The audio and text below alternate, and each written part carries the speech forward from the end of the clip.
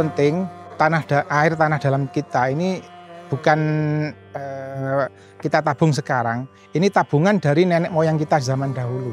Yang kita gunakan kita pakai sekarang. Sementara kalau kita tidak akan menabung, tidak mau menabung, otomatis anak cucu kita ke depan ini akan kekurangan air. Permasalahan yang ada di program Rejoso kita itu yang pertama di daerah hulu itu terjadi perubahan tata guna lahan yang cukup masif. Lalu di daerah tengah ada sedimentasi dan erosi. Lalu di daerah hilir adalah pemanfaatan sumber daya air yang tidak efisien. Dari permasalahan yang terjadi di daerah aliran Sungai Rejoso tadi, kami menginisiasi gerakan Rejoso Kita. Oke, dalam program Rejoso Kita kami membantu dalam Forum DAS aktif untuk mensukseskan program Rejoso Kita. Forum DAS adalah Forum Koordinasi Pengelolaan Daerah Aliran Sungai. DAS ini memiliki amanat yang luar biasa karena harus berusaha bersama-sama mensinergikan antara pemerintahan, kemudian akademisi, industri atau perusahaan, kemudian NGO atau LSM, dan juga media massa.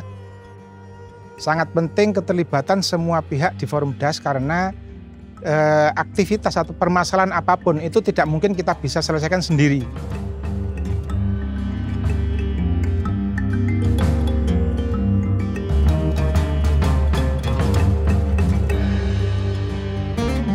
Saya di sini bertani sayur mayur, contohnya kayak kentang, gubis, bawang pre, wortel, jenis sayur mayur. Kalau saya pribadi, saya punya dalam 1 hektar lahan, itu kita mempunyai tanggung jawab kontrak kerja menanam 300 batang pohon. Nah, setelah saya menanam pohon, juga menjaga lingkungan, longsor sudah semakin berkurang, Mbak. Di mana banyak tegakan-tegakan yang saya tanam itu sudah mulai membesar, itu pun juga sudah mengurangi longsor. Gitu. Yang kedua juga masih menanam seeder berumput tentunya. Pendapatan saya sejak join program kemarin, saya bangga sekali, Mbak. Nah, ikut juga, walaupun kecil sudah ikut andil untuk menjaga lingkungan.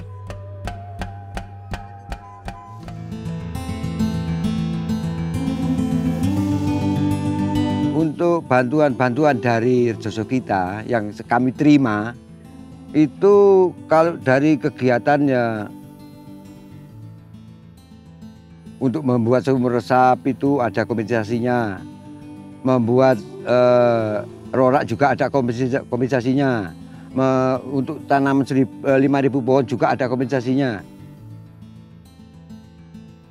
Contohnya, durian sekarang kemarin itu kurus, sekarang jadi subur.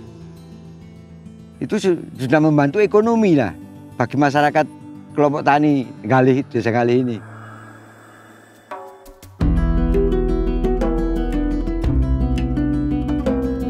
Jadi untuk di hilir kami memperkenalkan budidaya padi ramah lingkungan. Tantangan ketika mengajak petani untuk berbudidaya secara ramah lingkungan, hemat penggunaan air, ini memang bagi petani ini hal baru. Sehingga untuk mensosialisasikan, untuk menjelaskan, dan untuk menerapkan itu butuh waktu. Ya, susah senang sih, malah tantangan kalau jadi kelompok tani itu, Mas. Susahnya itu kita mengarahkan banyak petani untuk kita arahkan dalam satu misi. Dari situlah kita punya tantangan gimana petani supaya para petani itu terbiasa dengan adanya ilmu baru, menerima dengan adanya ilmu baru, dan bisa merubah cara pola bercocok tanam dari masa-masa dulu ke pola cocok tanam di yang dibawa sama Rejoso kita. Nah, dari situlah petani banyak yang tahu sekarang. Kita bisa penghematan air, penggunaan air sebagaimana mestinya.